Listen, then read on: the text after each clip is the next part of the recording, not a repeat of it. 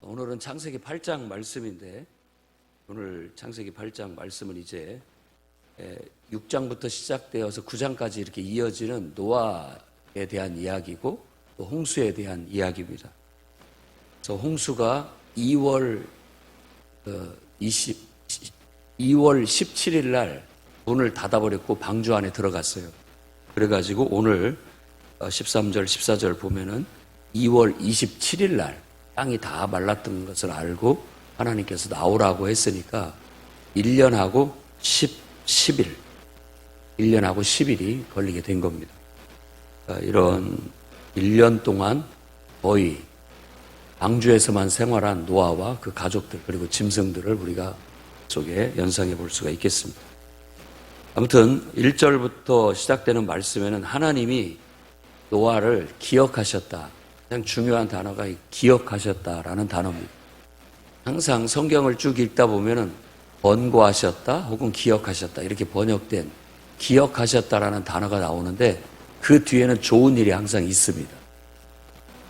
하나님이 기억하셨다라는 건 꼭 마치 기도를 응답해 주시는 것과 같고 약속을 성취하시는 그런 것에 대한 예시로 나오는 겁니다. 여러분들도 하나님이 여러분을 기억하실 수 있도록 그래서 여러분들을 기억하셔서 이 기도를 들어줘야 되겠구나. 또 기억하셔서 은혜를 베풀어야 되겠구나. 또 축복을 나타내야 되겠구나 하는 그런 응답이 여러분에게도 있기를 바랍니다. 우리가 기도하는 이유 또 예배하는 이유 하나님께서 우리를 기억하시기를 하나님이 높으신 분이고 크신 분이고 그야말로 우리가 생각하는 것보다도 훨씬 더 그분에게는 많은 것들이 있습니다. 무궁무진한 창고 같아요. 그런데 우리가 그분과의 관계 속에서 어떤 통로를 통해서 그분 안에 있는 그 많은 것들을 공급받고 누리고 살아가야 되는데 그러지 못하는 것은 그 관계의 연약함, 통로가 뭐가 끊겼다든지 막혔다든지 문제가 되는 데에서부터 비롯된다라고 성경은 말하고 있습니다. 그러니 우리 스스로가 하나님과의 관계에 막힘이 없고 늘 하나님께서 우리를 기억하시고 그분이 노아에게 은혜를 베푸신 것처럼 은혜를 베푸는 역사가 있기를 바랍니다. 창조도 하나님의 신이 운행하시면서부터 그때부터 이제 빛이 생기기 시작하면서 이렇게 온 세상이 생명이 넘쳐나는 아름다운 세상이 되었던 것입니다. 하나님이 우리를 기억하시고 역사하시기 시작한다면 좋은 일들이 막 일어나기 시작합니다. 하나님이 기억하셨다라는 단어, 그래서 여러분들이 기억하고 항상 하나님의 기억 속에 내가 있고 또 하나님의 계획 속에 내가 있고 하나님의 역사 속에 내가 있어서 그렇게 사는 인생이 인간의 본분이고 또 그렇게 살 때 우리 인생이 가장 복되다라고 믿고 그런 세계관을 갖고 그런 인생관을 갖고 실천하며 살아가시기를 바랍니다. 하나님이 바람을 불게 하셨어요. 바람이 불면 역사가 시작됩니다. 이 바람은 하나님의 영이라고도 표현하기도 하고 이제 하나님께서 일단은 물이 150일 동안을 꽉 차 있었어요.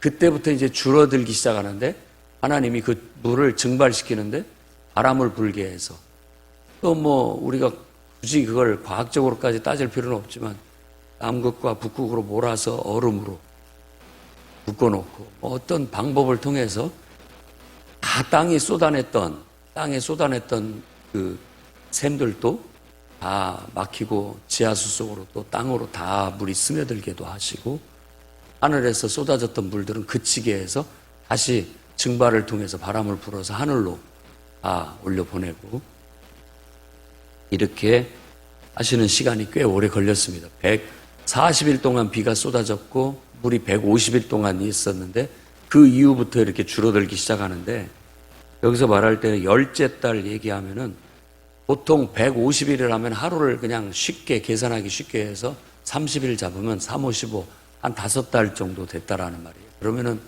일곱째 달에 와서 봉우리가 보였다라고 열째 달 됐을 때 봉우리가 처음 보이기 시작했다. 산봉우리가. 그러니까 그건 3층에 있는 조그마한 쪽창이에요. 물이 들어오지 못하도록 만드는 철저하게 어떤 잠수함 같이 만든 거기 때문에 그 쪽창으로만 세상을 내다볼 수 있었고 소통할 수 있었어요. 그래서 비둘기나 뭐 새는 내보낼 수 있었지만 사실 뭐 거리로 들락거릴 수는 없는 그런 조그마한 창이었던 것 같습니다. 거기로 살짝 내다봤더니 봉우리가 보였다고 그렇게 얘기하는데 그러기까지 석 달이 걸렸어요. 그렇게 물이 줄어드는 과정을 쭉 소개를 하는데 석 달 후에 또 40일이 지난 후에 그때 까마귀를 내어 보냈더니 까마귀는 계속 날아다니고 돌아오지를 않았다라고 그렇게 얘기를 하고 있고, 그 다음에 비둘기를 내보냈는데 비둘기는 다시 돌아왔다. 근데 뭐 어디 앉아서 뭐 먹을 것을 찾지를 못했기 때문에 다시 돌아왔던 것으로 얘기를 합니다. 7일 후에 다시 비둘기를 내어 보았더니 비둘기가 감람나무 새 잎사귀를 물고 왔다고 그렇게 얘기합니다. 그래서 이 비둘기가 이 새 잎사귀를 문 이 이미지가 어떤 희망 그리고 평화를 상징하는 아이콘이 된 겁니다. 그리고 어떤 평화를 알리는 축제 때 비둘기를 날리는 행사들도 다 이 이야기에 근거하고 있다는 걸 알 수 있습니다. 비둘기는 그래서 이때로부터 항상 평화를 상징하고 희망을 상징하는 그런 동물로서의 상징을 하게 됩니다. 하도 많이 풀어줬더니 요즘은 비둘기가 흉조가 돼요. 머리 위에서 하도 배설물을 쏘니까 불편한 존재가 돼버려서 그렇게 써 있더라고요. 하지만 이 성경의 이런 이야기와 또 신약 성경에서 언급된 비둘기는 예수님께서 요한에게 물로 침례를 받고 올라올 때 성령이 비둘기같이 내려왔다라고 그렇게 얘기를 합니다.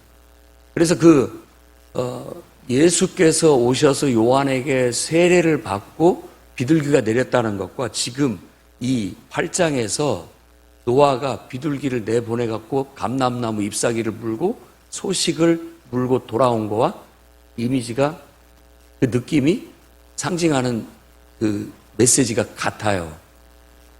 비둘기같이 성령이 임한 것은 이제 새로운 시대를 알리는 신호예요.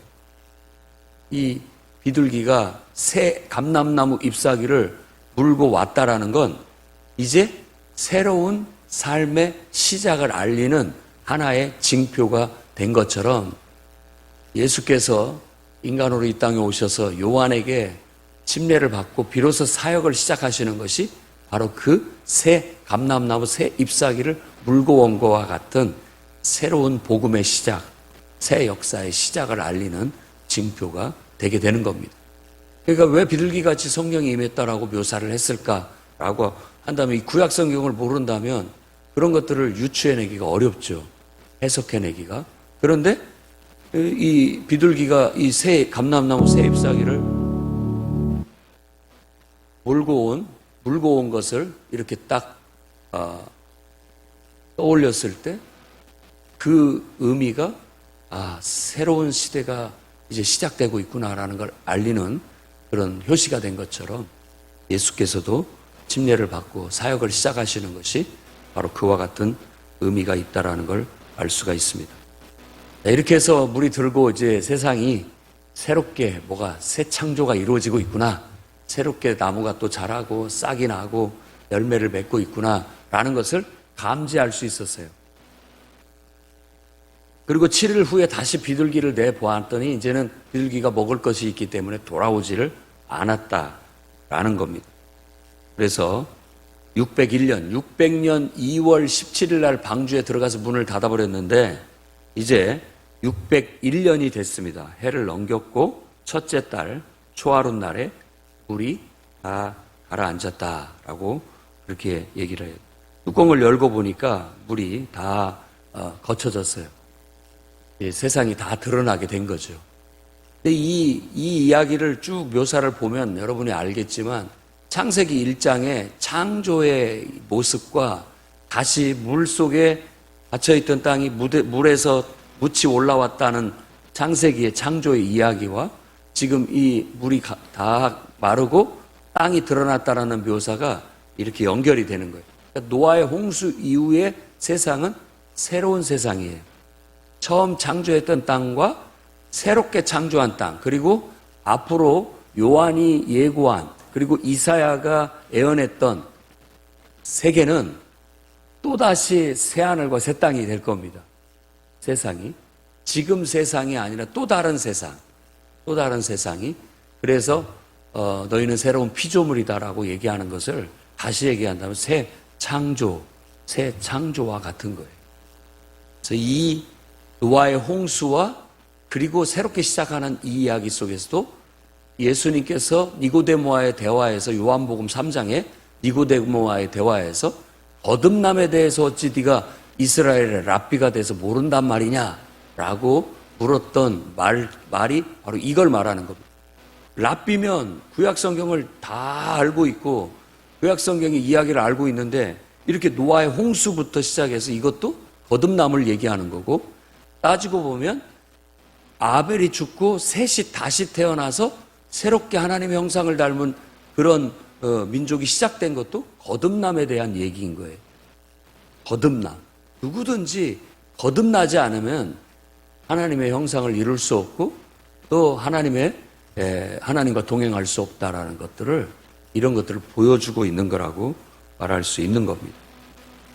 그렇게 해서 둘째 달 21의 날 27일 날 이제 완전히 땅이 말랐고 하나님은 그날 바로 이제 방주 문을 열고 나가라 이렇게 명령을 내리셨습니다. 땅이 마른 걸 봤지만 하나님이 명령이 있기까지는 방주에서 나오지 않았다라는 거. 노아는 신실한 믿음의 사람입니다. 그 신실한 믿음의 사람이라는 것은 우리는 우리에게 주권이 있어요. 또 있어야 됩니다.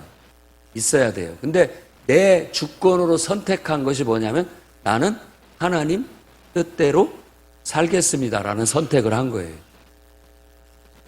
그래서 선악과의 독을 내가 치료하는 겁니다. 해결하는 거예요. 내가 만일 하나님께 내가 도움을 구하지 않고 내가 스스로가 내가 주권이 있다면, 내가 선택할 수 있는 권한이 있다면 나는 딱 한 가지를 선택해야 하는데 그게 뭐냐면 나는 하나님을 의지해서 하나님 말씀대로 살겠습니다라는 걸 선택한 거예요. 그것이 구원입니다. 이게 구원이에요. 여러분이 예수를 믿고 예수를 믿는다라는 의미도 바로 그런 의미예요. 내가 내 마음대로 다 할 수 있는데 내가 딱 한 가지를 선택하겠다. 나는 오직 예수님을 나의 주인으로, 나를 구원할 구원자로 받아들이고 그분만 섬기겠다. 그분만 예배하고 그분을 나의 왕으로 모시고 그분 말씀에만 나는 순종하겠다라는 걸 딱 선택하는 겁니다. 그 즉시 우리는 하나님의 형상을 회복하고 하나님의 자녀가 되고 하나님 앞에 하나님의 뜻대로 사는 생명 안에 들어간 그 사망에서 생명으로 옮겨진 사람이 되게 되는 거예요. 그런 것이 바로 거듭남이고, 거듭남은 우리에게 새 생명, 새로운 부활을 가져다 준다라는 걸 여러분이 믿으시기 바랍니다. 바로 이런 모든 구약성경의 이야기들은 우리에게 하나의 모범이 되고 예시가 되고 예언이 돼서 그것이 우리 인생에 깨달아야 할 진리를 우리에게 가르쳐주고 있는 거예요. 그러니까 예수 믿고 믿음 안에서 성령을 받고 성령의 임재 속에서 우리가 하나님의 마음으로, 하나님의 눈으로 성경을 다시 읽으면 바로 그런 내용들이, 그런 메시지들이, 그런 진리들이 우리 마음속에 깨달아지게 되는 겁니다. 다시 방주를 열고 새로운 시작, 너희는 나가라. 그래서 15절에서부터 19절 말씀에 그렇게 얘기합니다. 하나님이 너는 방주에서 나와라. 그리고 모든 생물을 이끌어내라.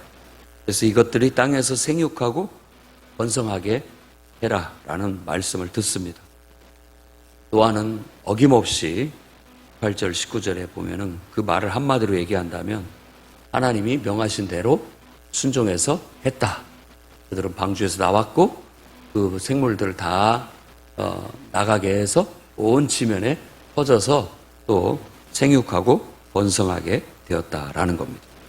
그리고 8장에서 가장 또 중요시 여겨야 할 대목이 있다면 20절 이후에 나와 있는 노아가 말씀대로 한 후에 나와서 그때 여호와 하나님께 제단을 쌓았다라는 겁니다. 그리고 거기에서 정결한 짐승과 새를 골라서 제물로 삼아서 그것을 번제로 올려드렸다라고 말합니다.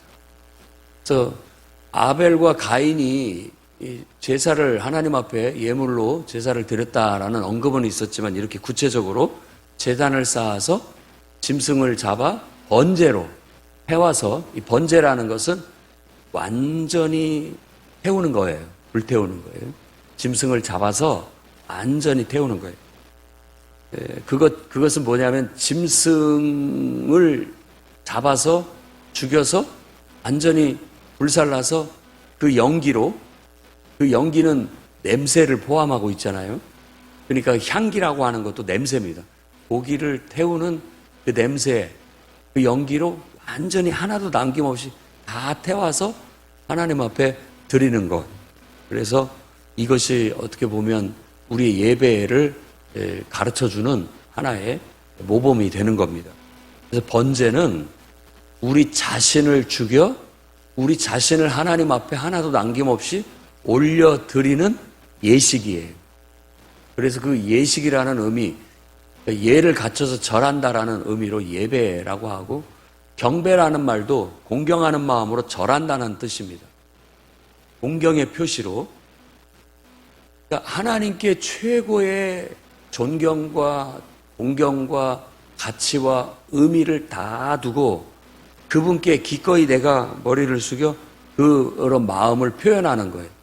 그래서 그것을 이제 짐승에게 내 자신이 동일시되고 짐승을 내 모든 허물과 죄를 전가시켜서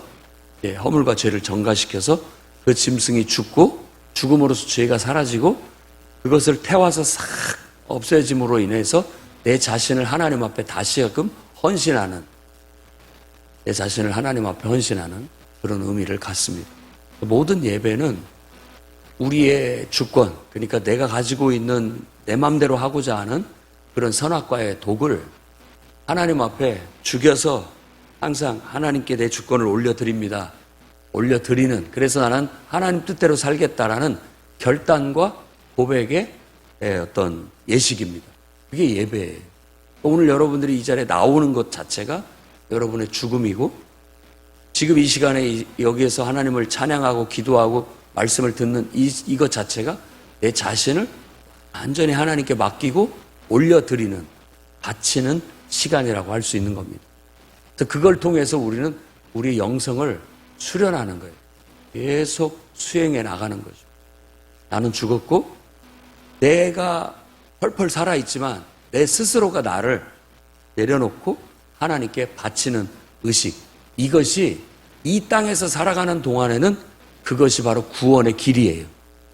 그것 자체가 구원의 행위고 그걸 계속해서 해나감으로써 우리는 구원 안에 하나님과의 의로운 관계 안에 머무르게 된다는 것을 유추해낼 수가 있습니다.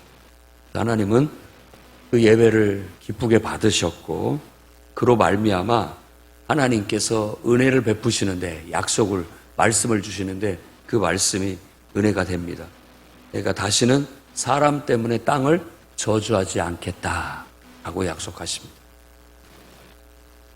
우리가 예배하고 기도하면서 내 자신을 죽여 하나님께 맡겨드리면 내가 구하지 않아도 하나님께서 우리에게 뭐가 필요한지를 아십니다. 그래서 주신다는 거예요. 산상수훈에도 예수께서 그렇게 말합니다. 뭘 하나님이 너희가 구하는 걸 몰라서 안 주시는 거 아니다. 다 이미 구하기 전부터 다 알고 계시다. 하나님이 좋은 걸 주세요. 문제는 우리예요. 우리 자신이 하나님 앞에 나를 내려놓고 그분께 전적으로 의탁하고 맡기지를 못하는 우리. 내가 하나님께 모든 걸 맡기고 하나님 나라와 의를 따르겠습니다. 하나님의 뜻대로 나는 모든 것들을 순종하겠습니다라고만 한다면 우리가 구하는 거 모든 필요를 다 공급해 주실 건데 우리가 그런 믿음이 없어서 그걸 내려놓지를 못하는 우리 자신의 문제가 있다라는 거죠. 그러니까 예배를 통해서 진짜 예배는 여러분 자신을 하나님 앞에 죽여서 내려놓고 하나님께 내 자신을 올려드리는 그런 시간이라는 걸 아시고 그것만 이루게 되면 하나님과 나와의 관계가 탁 열려서 그분으로부터 무궁무진한 모든 좋은 것들이 다 그분으로부터 내려오게 돼 있다라는 것을 여러분 믿으시기 바랍니다. 예배의 본질이 여기에 있습니다. 여러분 깨닫고 여러분들도 하나님께로부터 좋은 것들을 많이 공급받는 그런 인생이 되기를 바랍니다. 사람에 대해서 선악과의 독이 이렇게 독한지 이제 다시 한번 확인하는 겁니다. 사람의 마음이 계획하는 바가 어려서부터 악하다. 그것 때문에 또 어쩌면 땅을 내가 사람 때문에 저주하는 일은 이제는 별 의미가 없다라고 하나님이 보신 것 같습니다. 사람 마음이 어려서부터 악하다라는 것이 바로 그것을 말하는 겁니다. 자기중심적인 그러니까 선악과의 독이에요. 선악을 알게 하는 나무 안다라는 것, 악을 알았다라는 뜻입니다. 선과 악을 알았다라는 것은 악을 알므로써 선악이 구분된다라는 의미가 되는 거고요. 그것 자체가 뭔가 모든 걸 하나님께 전적으로 의탁하고 있다가 하나님께로부터 내가 똑 떨어져서 내가 독립적인 개체가 됐다라는 의미가 있고, 독립적인 개체가 됐다 보니까 내가 내 중심적인 사고가 생긴 거예요. 그게 어려서부터 악한 거예요. 어린아이를 관찰하면 어린아이는 자기중심적이고 굉장히 이기적입니다. 아이가 착하다, 순하다라는 것은 다른 면을 얘기하는 거예요. 그 심리는, 내면은 굉장히 이기적이고 굉장히 자기중심적이에요. 그래야만 살아요. 생존 본능인 거예요. 그래서 그것이 있다가 서서히 부모의 훈육을 통해서 아이들은 자기중심에서부터 이제 다른 사람을 보기 시작하면서 세상에 나만 있는 게 아니라 다른 사람도 있구나라는 이 의식을 확장해 가기 시작하는 거예요. 그 속에 우리가 심어야 할 것은 그 의식의 확장의 정점이 뭐냐면 하나님의 눈으로 세상을 보는 겁니다. 하나님의 눈과 마음으로. 우리 인간이 하나님을 믿고 하나님께 맡긴다라는 것은 그게 내가 왜 하나님께 통제받고 이렇게 종처럼 살아야 돼? 이게 사탄이 주는 생각이에요. 정반대예요. 여러분이 하나님을 덧입으면 하나님처럼 영원해지고 하나님처럼 전능해지고 전지해지고 하나님처럼 더 커지는 거예요. 그러니까 신이 되는 길은 하나님을 버리고 너도 똑같이 하나님처럼 굴어라 라는 건 마귀의 소리고, 성경이 가르치는 영생하는 것, 신처럼 되는 것은 네가 하나님을 덧입는 거다. 하나님을 덧입는 거다. 네 자신을 하나님께 의탁하고 하나님 속에 들어가서 하나님과 동일시돼서 살게 되면 우리가 신처럼 영원을 살게 되고, 또 하나님의 눈과 마음으로 모든 만물을 깨닫게 되고, 그 속에서 우리가 하나님이 기뻐하는 정말 하나님의 자녀다운, 진짜 하나님의 자녀다운 그런 삶을 살게 된다라는 걸 가르쳐주고 있는 거예요. 그렇기 때문에 여러분이 정말로 악하다는 걸 깨닫는다면 빨리, 하루라도 빨리 하나님께 내 인생 맡깁니다. 당신이 내 인생의 주인이 되어주시고 나의 인도자가 되어주시고 내 구원자가 되어주십시오. 빨리 그분을 덧입는 것이 그게 영생의 길이에요. 고집피지 말고 내가 똑똑한지를 착각하지 말고 오만과 자만 속에 빠져서 고집피지 말고 빨리 하나님께 맡기는 것이 인생을 빨리 구원으로 이끄는 길이라는 거, 그걸 오늘 말씀을 통해서도 깨닫게 되는 겁니다. 이제 세상은 인간에 대한 어떤 것을 딱 파악을 했어요. 그러니까 이 대목에서 우리는 인간은 이런 존재구나 라는 걸 파악하셔야 되는 겁니다. 그렇기 때문에 인간은 이런 존재라는 걸 깨달았다라면 분명한 결단은 뭐냐면, 그렇기 때문에 인간은 하나님을 의지할 수밖에 없다. 하나님 없이는 온전할 수 없다. 하나님 없이는 복된 삶을 살 수 없다. 하나님 없이는 행복할 수도 없다. 라는 결론을 유추해라는 거예요. 독자들이. 이걸 읽는 우리가, 성경을 읽는 우리가 그걸 깨달게 된다면 진리를 깨닫게 되고 여러분은 구원받게 될 겁니다. 그걸 읽어내지 못하고 자꾸만 아직도 자기중심적이고 이기적이어서 하나님을 믿는다는 것도 이기적인 마음으로, 정말 하나님께 내 자신을 죽여 맡기는 것이 아니라 하나님을 섬기는 것마저도 이기적인 거예요. 하나님, 나를 위해서 빨리 뭘 해주세요 라는 자기중심과 이기심만 느껴지는 그런 신앙에 머무르게 되는 겁니다. 아감히 죽여야 됩니다.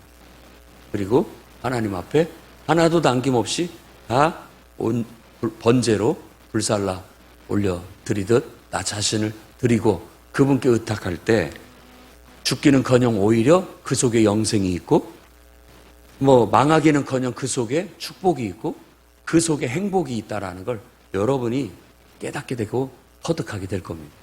그래서 이 땅에 사는 날이 우리가 이 약한 세상에 살지만 오히려 천국을 살아갈 수 있기를 바랍니다.